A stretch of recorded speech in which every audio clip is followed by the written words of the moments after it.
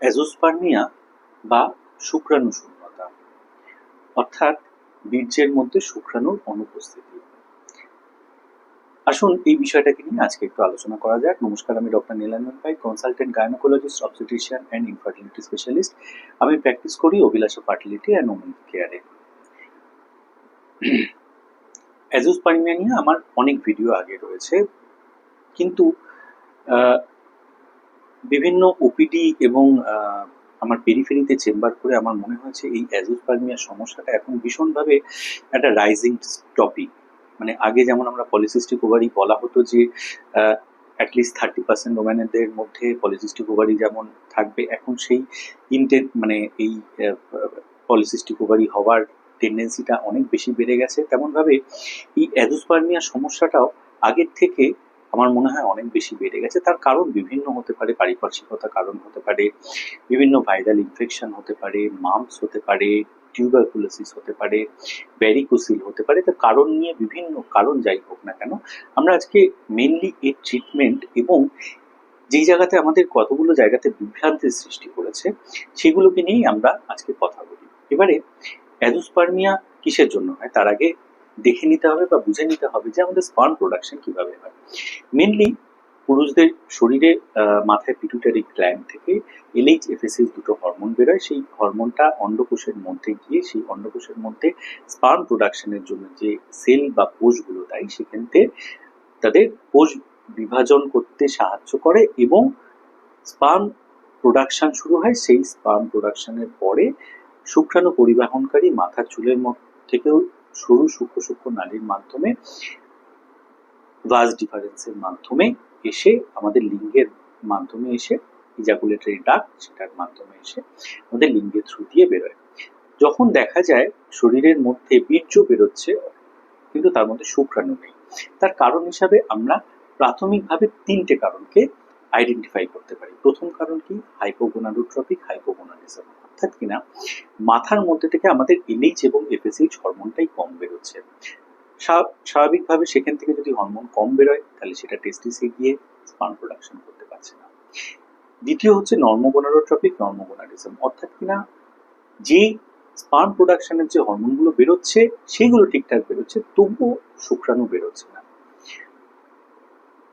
তৃতীয় কারণ হচ্ছে গিয়ে হাইপারগোনাডোট্রপিক হাইপোগোনাডিজম, অর্থাৎ কিনা যে হরমোনগুলো বেরোনোর কথা সেগুলো অতিরিক্ত মাত্রায় বেরিয়েই যাচ্ছে বারবার করে অন্ডকোষকে খুঁচিয়ে যাচ্ছে বা টেস্টিসকে খুঁচিয়ে যাচ্ছে স্পার্ম প্রোডাকশনের জন্য, কিন্তু স্পার্ম প্রোডাকশন হচ্ছে না, কারণ স্পার্ম প্রোডাকশনের যে সেল বা কোষগুলো আছে সেগুলো মৃত হয়ে গেছে।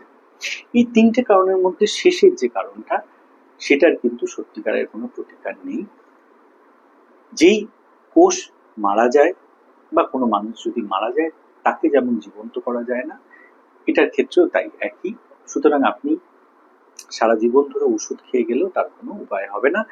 সত্যিটাকে সত্যি বলে মেনে নেওয়াটা ভালো যে আপনার শুক্রাণু দিয়ে প্রেগন্যান্সি সম্ভব নয়, কিন্তু বাকি যে দুটো ফ্যাক্টর রয়েছে, অর্থাৎ কিনা হাইপোগোনাডোট্রপিক হাইপোগোনাডিজম এবং নর্মোগোনাডোট্রপিক নর্মোগোনাডিজম, সেক্ষেত্রে কিন্তু আপনার শুক্রাণু দিয়েই প্রেগন্যান্সি তৈরি করা সম্ভব।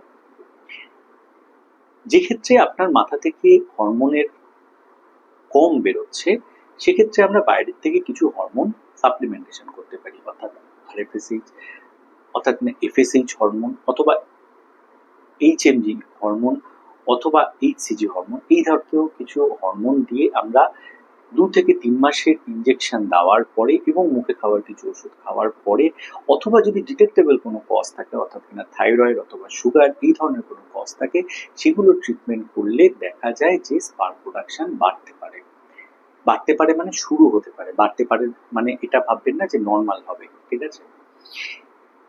দ্বিতীয় কথা, যদি দেখা যায় যে হরমোন ঠিক আছে তাও স্পার্ম প্রোডাকশন কেন হচ্ছে না, সেক্ষেত্রে প্রগনোসিস সব থেকে ভালো। আমরা অন্ডকোষের মধ্যে থেকে সরাসরি স্পার্ম অ্যাসপিরেট করে সেই স্পার্ম দিয়ে আইভিএফ পদ্ধতির মাধ্যমে, মাইন্ড ইট, আমি আবারও বলছি, আইভিএফ পদ্ধতির মাধ্যমে আমরা প্রেগনেন্সি তৈরি করতে পারি।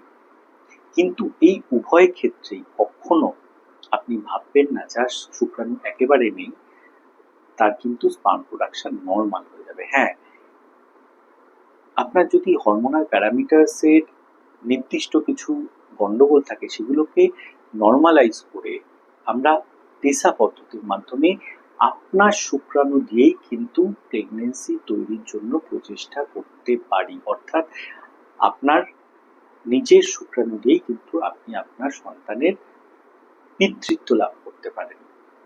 এটা কিন্তু উপরালা একটা আশীর্বাদ বলে মনে করুন।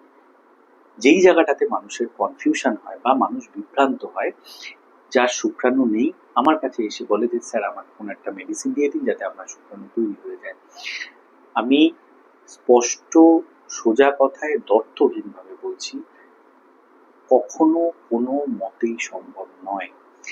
আমাদের ট্রিটমেন্টের উদ্দেশ্য হচ্ছে যার একদম শুক্রাণু নেই তার যদি শুক্রাণু তৈরিটা আমরা ইনিশিয়েট করতে পারি, অথবা যার শুক্রাণু তৈরি হয়ে রয়েছে কিন্তু বাইরে বেরোতে পারছে না, সেক্ষেত্রে আমরা সেই প্রসেসটাকে ফেসিলিটেট করার জন্য টেসা পদ্ধতির মাধ্যমে একটা দুটো শুক্রাণু যদি পাই, সেই শুক্রাণু দিয়ে আপনার ওয়াইফের যদি ডিম্বাণু ভালো থাকে, জরায়ুর অবস্থা যদি ভালো থাকে এবং ইউটেরাসের রিসেপটিভিটি যদি ভালো হয়, সেক্ষেত্রে কিন্তু আপনার শুক্রাণু দিয়েই প্রেগনেন্সি আমরা তৈরি করে দিতে পারি।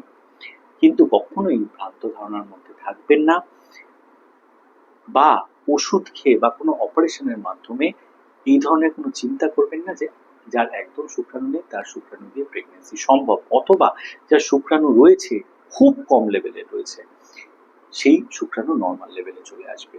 আমাদের WHO ক্রাইটেরিয়া বলছে এখন নর্মাল শুক্রাণু কনসেন্ট্রেশন কত হওয়া উচিত, 15 to 16 million per ml, 39 million per ejaculate, অর্থাৎ একবার বীর্যস্খলন হলে তার মধ্যে 39 মিলিয়ন শুক্রাণু থাকার প্রয়োজন।